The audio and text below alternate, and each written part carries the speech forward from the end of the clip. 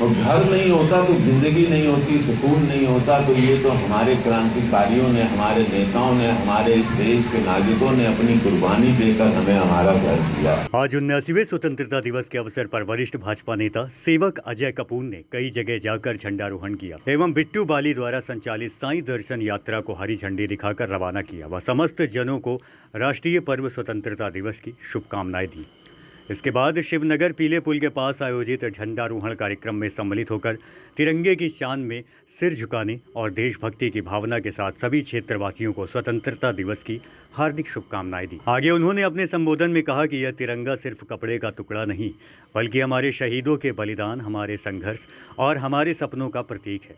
खुशी का दिन है, संतुष्टि का दिन है। और ये पर्व मुझे ऐसे लगता है कि पूरे इस हिंदुस्तान की धरती पर इससे कोई बड़ा पर्व नहीं हो सकता, इससे बड़ा पर्व कोई दूसरा नहीं है जिसमें हमें आज़ादी में रखने का मौका मिला।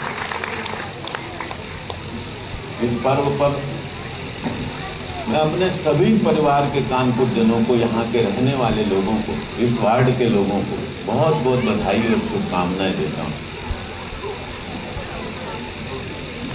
देश के प्रति हर व्यक्ति समर्पित है।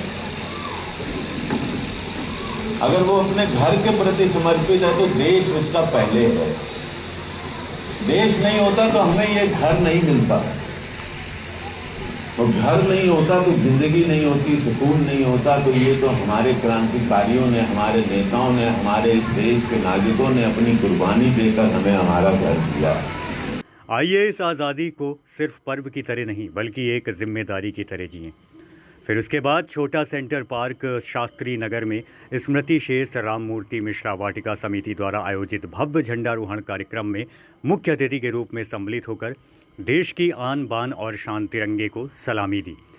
यह आयोजन स्वतंत्रता संग्राम सेनानियों के त्याग, बलिदान और देशभक्ति को नमन करने का प्रेरणादायक अवसर रहा।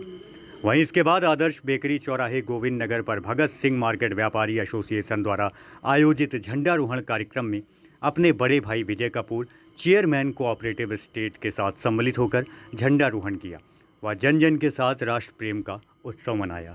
और उस घर को हम कैसे सुरक्षित रखें, उस घर की कैसे सेवा करें, ये दायित्व हर व्यक्ति का, इस देश के हर व्यक्ति का, हर धर्म के व्यक्ति का जो इस देश में रहता है उसका दायित्व बन जाता है कि अपने घर की सुरक्षा करे, अपने घर के प्रति समर्पित रहे।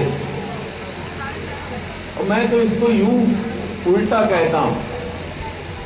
मैं दीपू भैया की कोई बात को दोहराना नहीं चाहता, लेकिन इतना कहना चाहता हूं कि इसको इन्होंने ऊपर से ये नीचे आए, मैं नीचे से ऊपर चालू करूं कि हम अपने घर से काम चालू करें। देश के प्रति समर्पित होकर आज हमारे यशस्वी प्रधानमंत्री जी ने हर घर में तिरंगा लगाने का आह्वान किया। ये काम हमारा यहां से शुरू हो जाना चाहिए। अगर हम इस देश के ईमानदार नागरिक हैं तो घर घर तिरंगा लग जाना चाहिए। ये हमारा दायित्व है। ये किसी का आह्वान नहीं है, किसी पर कोई एहसान नहीं है, किसी पार्टी का काम नहीं है। ये हमारा दायित्व और उस दायित्व को हम सबको निर्वाह करना चाहिए, ऐसा मेरा निवेदन भी है और दायित्व भी है।